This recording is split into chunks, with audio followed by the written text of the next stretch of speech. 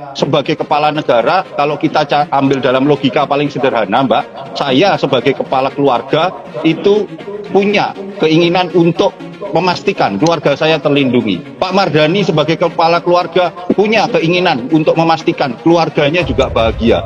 Maka kalau kita tarik, Mbak, dalam proyeksi yang lebih luas, kepala negara itu pasti punya keinginan, pasti punya tanggung jawab moral untuk memastikan keluarga besarnya yang bernama bangsa Indonesia itu hari ini dalam kondisi yang betul-betul baik dan tidak terganggu. Maka kalau kita mau lihat, Mbak, dalam kondisi posisi 2014, 2019 kontestasi pada waktu itu, kita sadar dan kita lihat, Metro pun juga merasakan bagaimana segregasi sosial itu betul-betul terjadi, keterbelahan karena keterbelahan pilihan politik.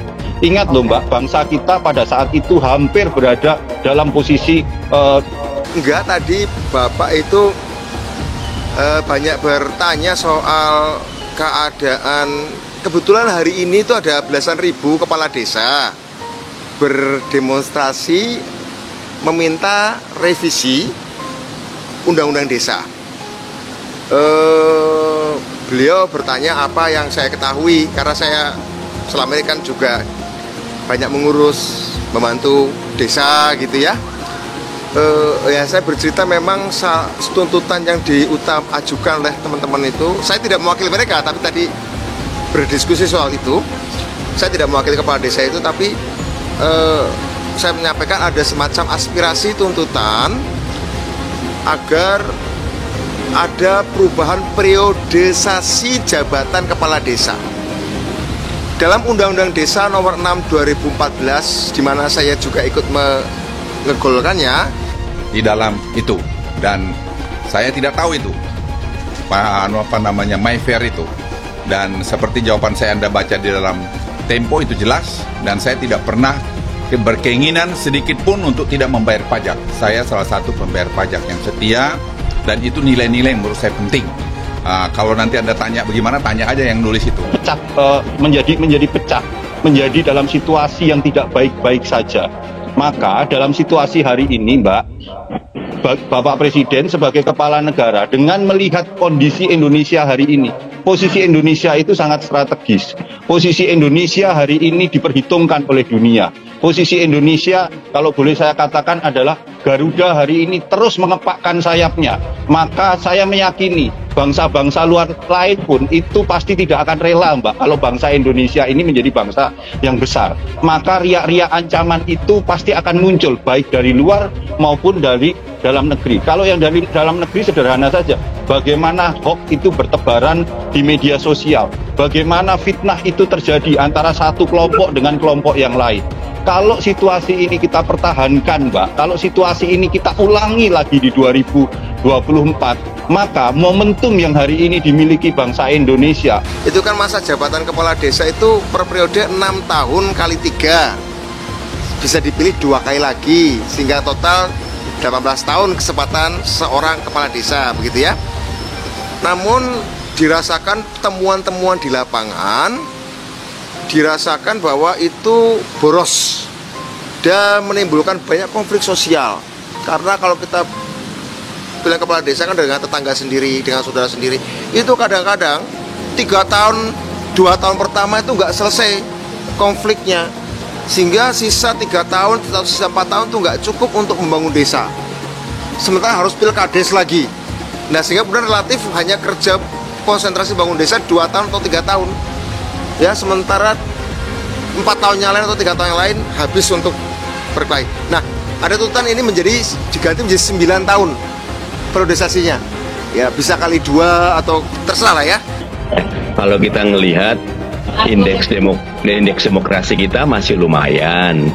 Kalau kita melihat bagaimana penegakan hukum masih berjalan, demonstrasinya masih terkontrol, semuanya normal. Bahwa ada perbedaan pendapat, yaitulah demokrasi. Justru ketika ada pemimpin yang tidak sabar, yang tidak bijak, kalau ambil intervensi berbahaya. Kalau tadi Mas Joko bilang kan tidak menggunakan aparat, memang tidak. Apakah Panama Papers itu salah? Saya bersalah. Saya tidak bersalah. Yang menuntut orang tidak bersalah mundur itu yang salah. Pak, maka BPK akan menulis sendiri dana-dana yang ada di Panama Papers itu. Siapa yang memeriksa siapa? Tanya dong kepada Dirjen Pajak. Bukan kepada saya, kami Panama Papers bukan keuangan negara. Tanya kepada Dirjen Pajak. Tanya kepada. Ada BUMN yang masuk. Saya nggak tahu, tanya kepada BUMN yang masuk. Tapi kenapa tidak ada di Tidak ada transaksi, nol. Apa saya laporkan harta nol saya kepada LHKPN? Tapi jabatannya nggak lagi 6 tahun periode sesinya. Saya ngobrol dengan Pak Jokowi dan Pak Jokowi mengatakan sepakat dengan tuntutan itu. Beliau, Bapak Presiden mengatakan bahwa itu tuntutan itu masuk akal. Memang dinamika di desa itu berbeda dengan dinamika di kabupaten atau kota gubernur. Jadi saya berani katakan, meskipun saya tidak mewakili kepala desa itu, tapi karena diajak diskusi, saya sampaikan pernyataan beliau setuju dengan tuntutan tersebut. Puluhan massa di Bandung minta Presiden Jokowi mundur dari jabatannya. Rakyat muak, kondisi ruwet. Dikutip dari gpnn.com, Bandung, Jabar, puluhan warga yang tergabung dalam koalisi People Power Indonesia (KPPI) menggelar aksi unjuk rasa di depan gedung DPRD Jawa Barat, Jalan Diponegoro, Kota Bandung pada Jumat 7 Juli siang. Aksi unjuk rasa ini sebagai bentuk kekecewaan masyarakat atas pemerintahan Presiden Joko Widodo. Ini aspirasi sebagai masyarakat terdiri dari berbagai kelompok untuk menyampaikan aspirasinya agar Jokowi mundur sukarela atau dimundurkan oleh MPR dan DPR, kata perwakilan massa Rizal Fadila di lokasi. Rizal menilai Presiden Jokowi sudah banyak melakukan pelanggaran-pelanggaran konstitusional hingga membentuk cawe-cawe politik. Karena sudah banyak melakukan pelanggaran-pelanggaran konstitusi, undang-undang, cawe-cawe, banyak aspek sudah tidak sejalan lagi, tidak menunaikan amanahnya, ujarnya. Kata Rizal, setidaknya akan ada 500 massa aksi dari berbagai elemen, mulai dari aktivis, pemuka agama hingga mahasiswa yang bakal turun ke jalan.